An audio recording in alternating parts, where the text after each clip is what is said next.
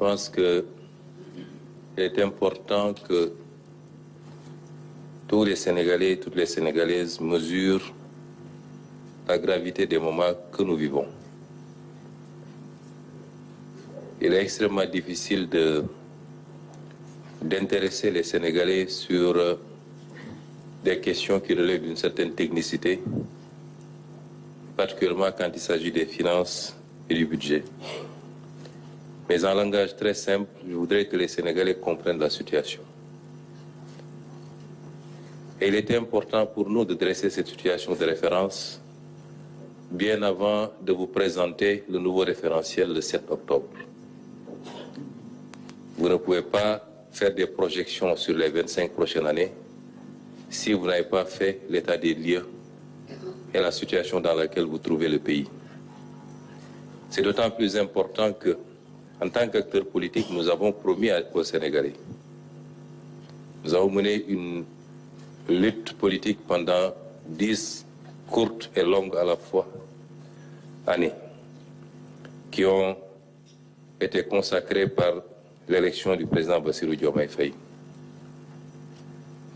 Et nous avions promis aux Sénégalais que nous les mènerions au sommet du gratte-ciel. Et je confirme ici que par la volonté de Dieu, nous le ferons. Mais en le faisant, même si nous soupçonnions et même si nous avions quelques éléments de preuve que la situation du pays n'était pas au beau fixe, nous étions loin de nous imaginer que les choses étaient si catastrophiques. Et donc ce que je voudrais dire, c'est que pensant être au premier étage, nous avions promis d'accélérer les choses pour amener le pays au sommet. Après l'inventaire et l'état des lieux, nous nous rendons compte que nous trouvons le pays au 4e sous-sol. Il nous faudra faire un effort de rattrapage qui exigera de notre part à tous beaucoup de sacrifices.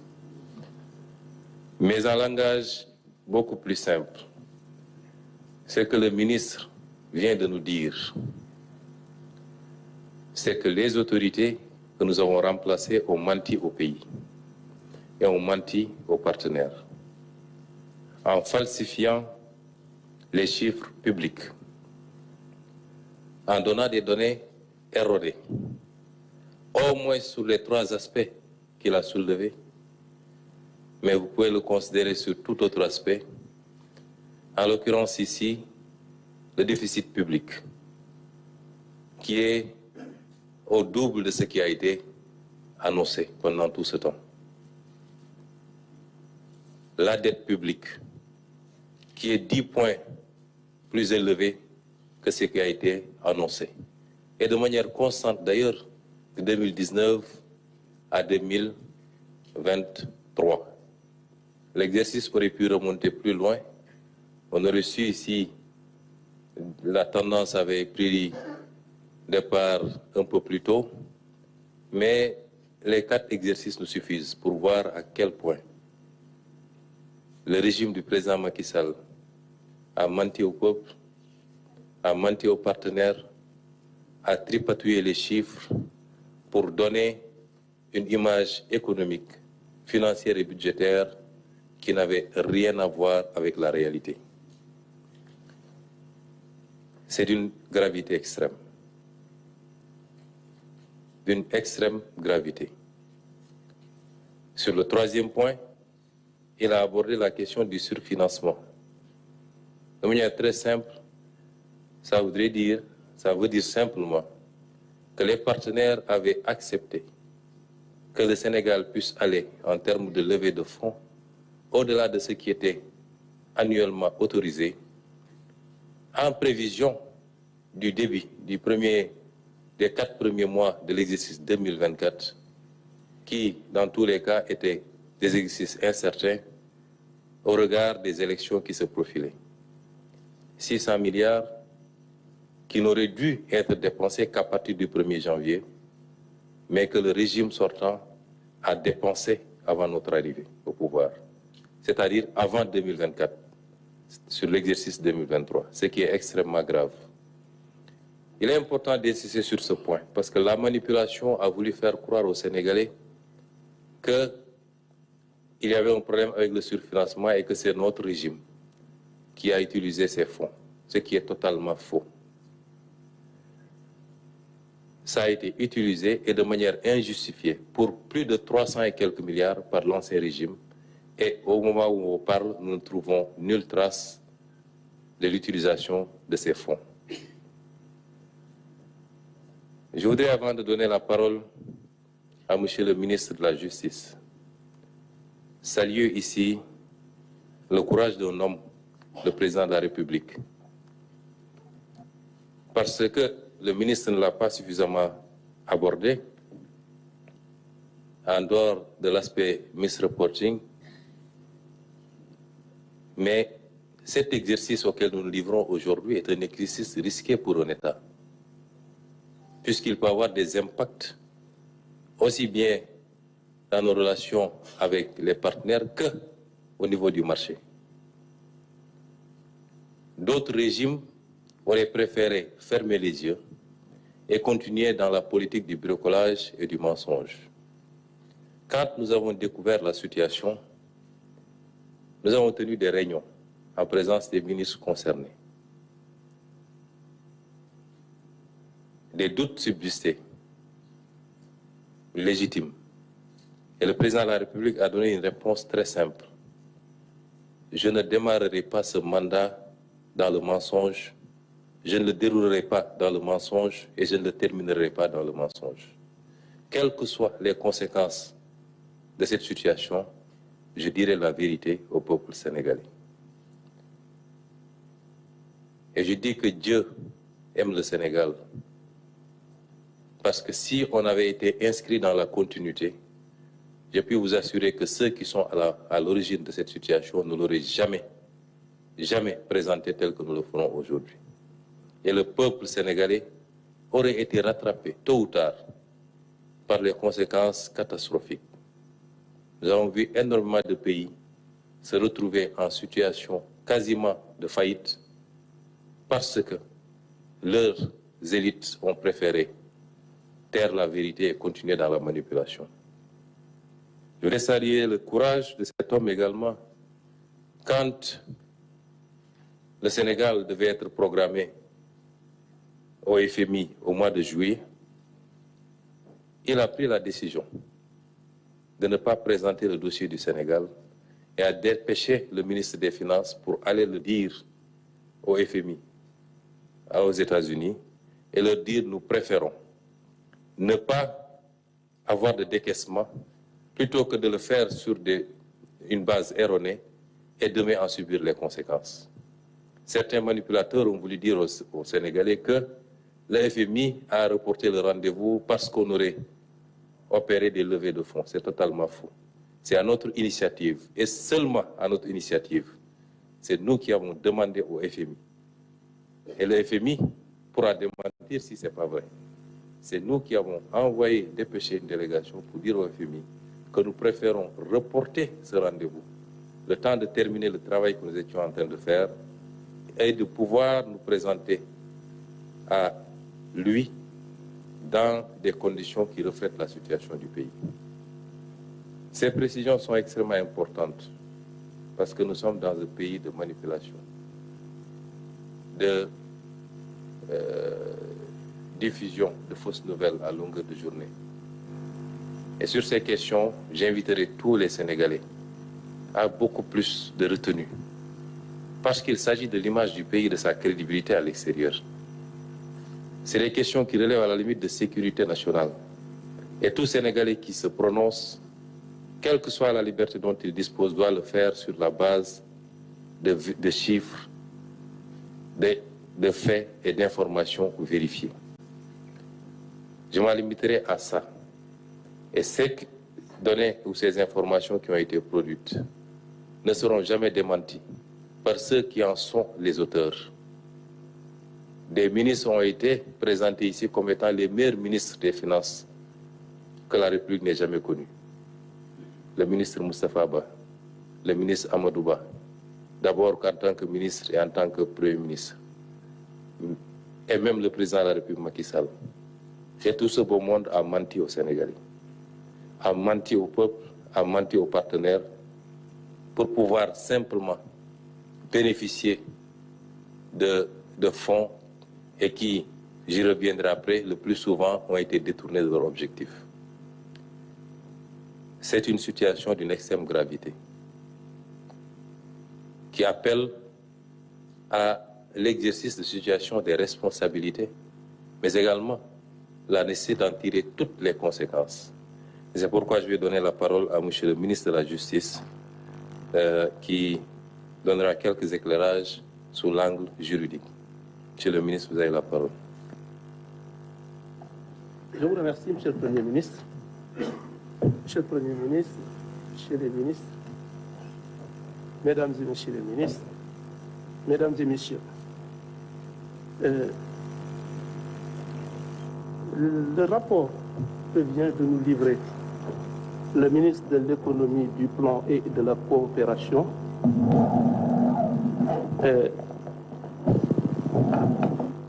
revêt, à la lumière de ce que nous avons entendu, ces faits sont d'une gravité certaine et semblent revêtir une qualification pénale que les autorités judiciaires compétentes saisies vont devoir déterminer au moyen d'investigation qu'elles jugent appropriées. Il est vrai que nous sommes dans un état de droit. Les deniers publics, dans le cadre de l'agencement juridique du pays, on a conféré un statut privilégié à nos deniers publics. Et de ce point de vue, donc, il est vrai qu'il ne m'appartient pas a priori de juger de l'effectivité des faits. Il appartiendra donc aux autorités judiciaires et policières de le déterminer, c'est leur travail. Mais ce que je peux dire, c'est que ce sera fait avec le maximum de rigueur, de transparence et sous réserve des règles du principe de la présomption d'innocence. Mais ce qui est certain, c'est que toutes les conséquences juridiques et judiciaires seront rigoureusement tirées, les faits seront décortiqués de façon particulièrement transparente, claire et objective, les responsabilités situées et les personnes susceptibles d'avoir eu à commettre des faits contraires ou en infraction avec la loi pénale en subiront toutes les conséquences de façon rigoureuse. Je vous remercie, Monsieur le Premier ministre. Merci, Monsieur le ministre de la Justice.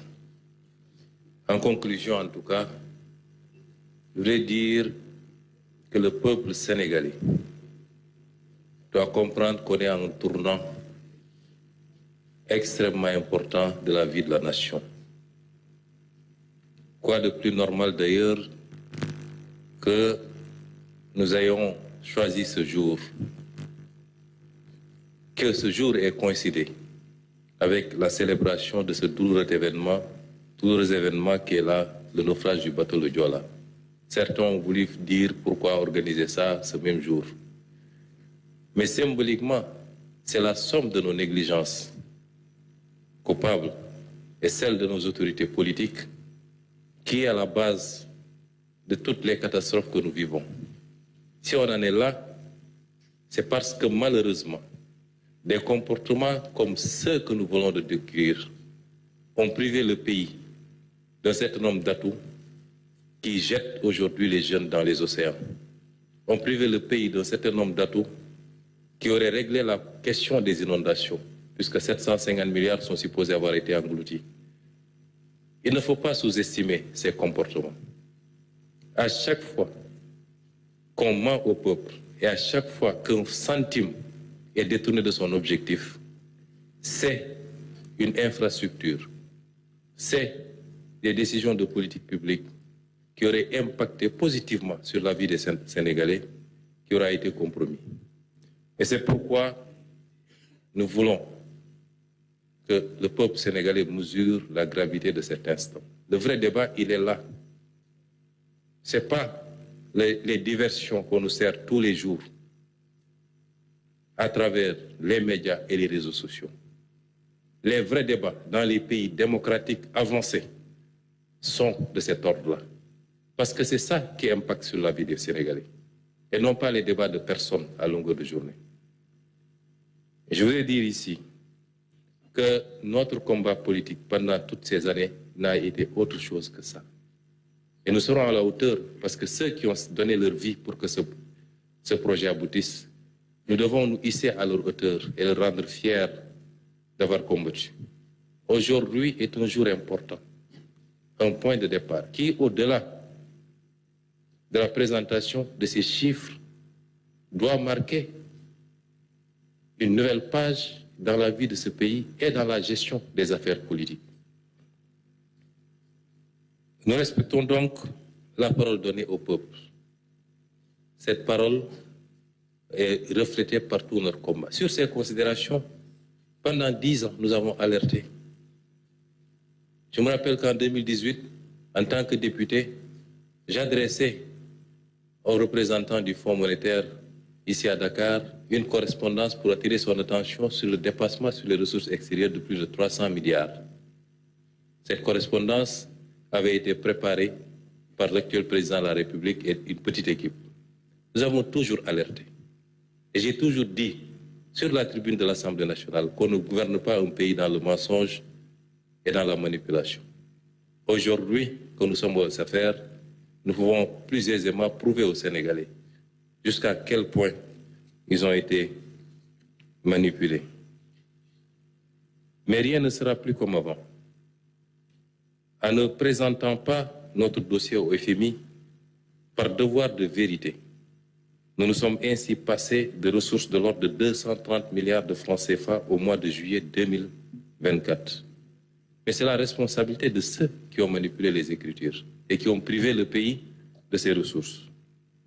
Ceci pour ne pas nous mentir à nous-mêmes, mais pour ne pas mentir au peuple ni à nos partenaires techniques et financiers.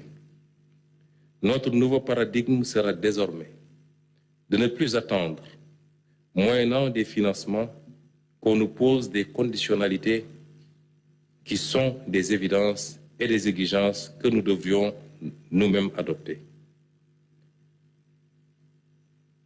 Que nous devions nous-mêmes adopter dans la gestion de nos finances publiques, la protection des couches vulnérables, dans la bonne gouvernance et la lutte contre la corruption, le détournement de deniers publics et le blanchiment de capitaux. Effectivement, des faits qui ont été constatés et qui vous ont été présentés, au-delà de leur impact sur la situation des finances publiques, soulèvent des problématiques notamment de corruption. C'est ça qui est regrettable. Non seulement ils ont manipulé les chiffres, mais toute cette manne financière qui a été captée par le Sénégal a été détournée pour une très grande partie de ces objectifs pour enrichir les autorités politiques.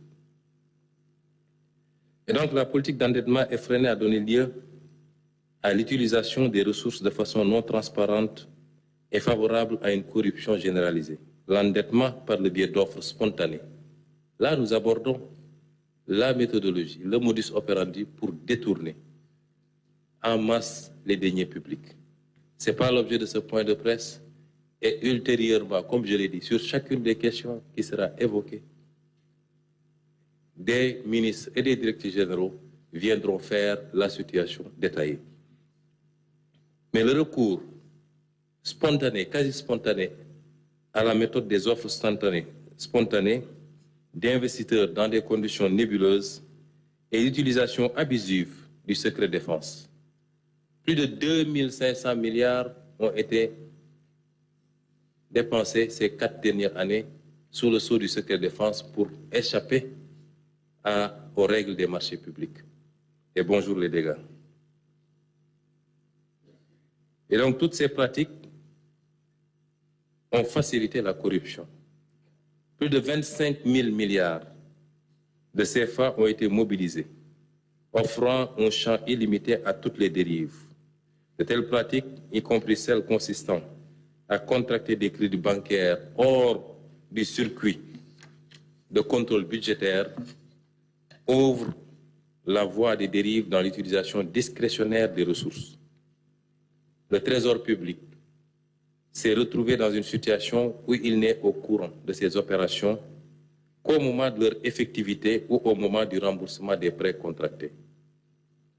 Je pense sur toutes les mauvaises pratiques qui ont permis à des lobbies politico-affairistes de détourner une bonne partie de ces fonds de leur destination en s'enrichissant indûment à coups de centaines de milliards.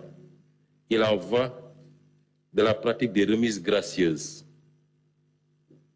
Il en va de la pratique des remises gracieuses. Et chacun de ces points que j'évoque va faire l'objet plus tard d'un exposé qui permettra aux Sénégalais d'apprécier le carnage qui a été organisé. Il en va de la pratique des remises gracieuses, des fausses exonérations fiscales, celle des acquiescements ou autres rachats de créances, celle des certificats nominatifs d'obligation, de l'accaparement foncier et la privatisation illégale du patrimoine bâti de l'État, au profit de la famille, au profit du griot, au profit des amis. Et dans les jours à venir, vous aurez tous les détails par rapport à ces pratiques. Il y a même lieu de s'interroger sur les conditions d'attribution des marchés d'approvisionnement du pays en hydrocarbures. Et sur le surfinancement de 605 milliards de l'exercice 2023, une bonne partie a été effectivement utilisée en couverture d'opérations extra-budgétaires. La vérité n'a pas été dite aux Sénégalais sur ce dossier, comme je l'ai dit tout à l'heure. Mais nous n'avons pas trouvé ces ressources dans les caisses, ou alors une bonne partie de cette somme, lorsque le président Diomaye prenait fonction. Les responsabilités devront être situées, le ministre de la Justice en a parlé, de tous ceux qui ont eu à jouer un rôle.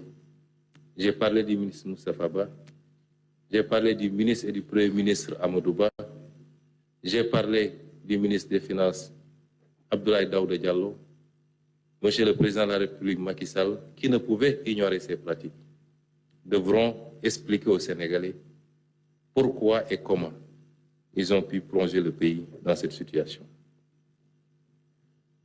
Si on le fait, c'est parce qu'il est indispensable, d'autant que nous allons demander aux Sénégalais de consentir à des efforts extrêmement importants les années à venir.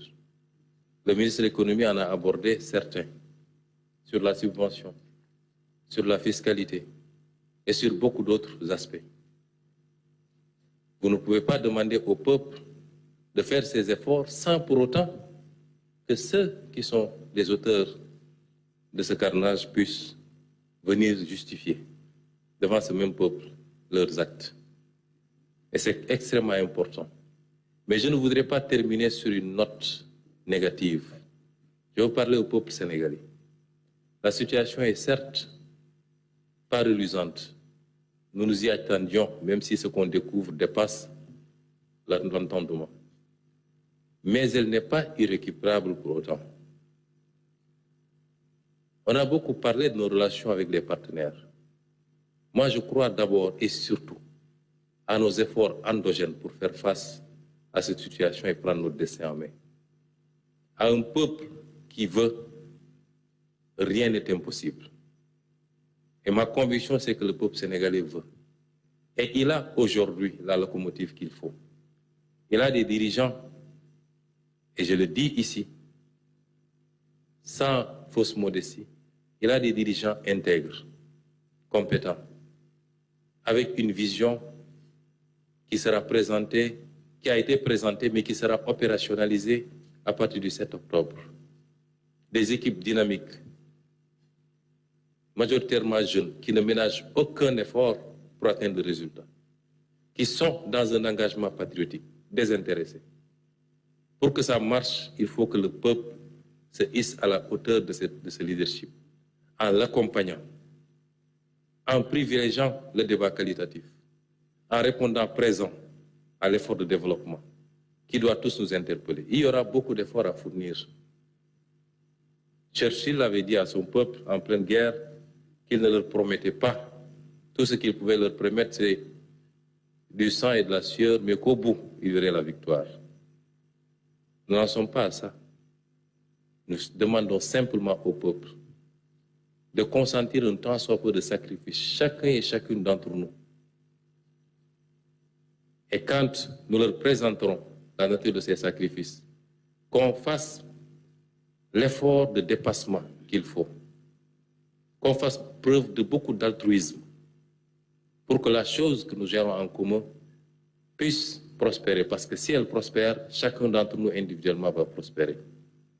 Et nous vous garantissons, nous de notre côté, que nous ne ménagerons aucun effort. Absolument pas. Nous travaillerons d'arrache-pied, matin, midi et soir. Et nous ne tolérerons aucun écart, aucun, dans la gouvernance actuelle, pour que le résultat attendu par ce peuple puisse être atteint.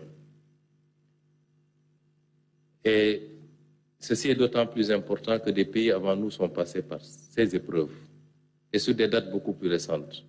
Et ces pays aujourd'hui sont donnés en exemple parce qu'il y a eu le leadership, mais il y a également l'organisation, la discipline et l'engagement du peuple.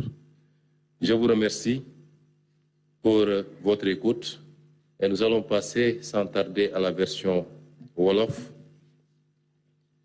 mbokk yi ñu ngi leen di gërëm di leen sant ni ma ko waxee léegi ci bi ñuy door waxtaan bi dañoo daje woon tey pour waxtaan ci tolluwaay réew mi nag yaatu na gaw ma ni mën nañu peeg lépp dajale lépp waaye li ci ëpp solo mooy li nga xam ne tey buñ ko xaymaa mën naa layal lan moo tax réew mi doxul wala lan moo tax réew mi dox te loolu mi ngi jëm ci koom-koomu réew mi mi ngi jëm ci kopparu réew mi mi ngi jëm ci gafaka réew mi ya ci des yëpp nag dina ñëwaat ci yeneen waxtaan yoo xam ne dinañ ko yaatal moo tax waxtaan wi ñu tënk ko ci ñaari poñ mooy ñun bi ñëwee ci réew mi lan lañ fi fekk ci koom ci alal gu Sénégal moom ci koppar lan lañ fi fekk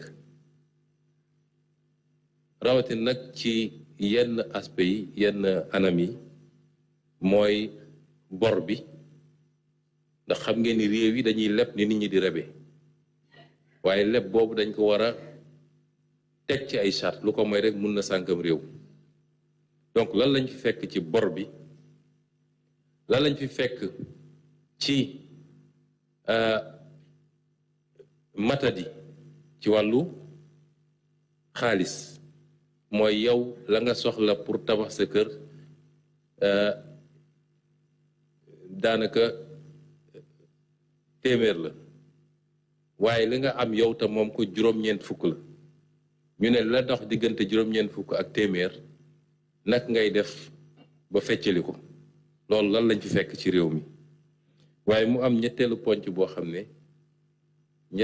boo xam ne ci alalu réew mi la ci loo xam ne dañoo waxtaanoon ak suñuy naataango ñu nangul ñu mën a leb lu ëpp li ñu waroon leb xaalis boobu ñu àppaloon ko ne waruñu koo laal fileeg 2024 jotul waaye ñu ñëw bu fekk ne xaalis boobu nee na mes ñetti poñ yooyu mooy gën a fës ndax li mu wundu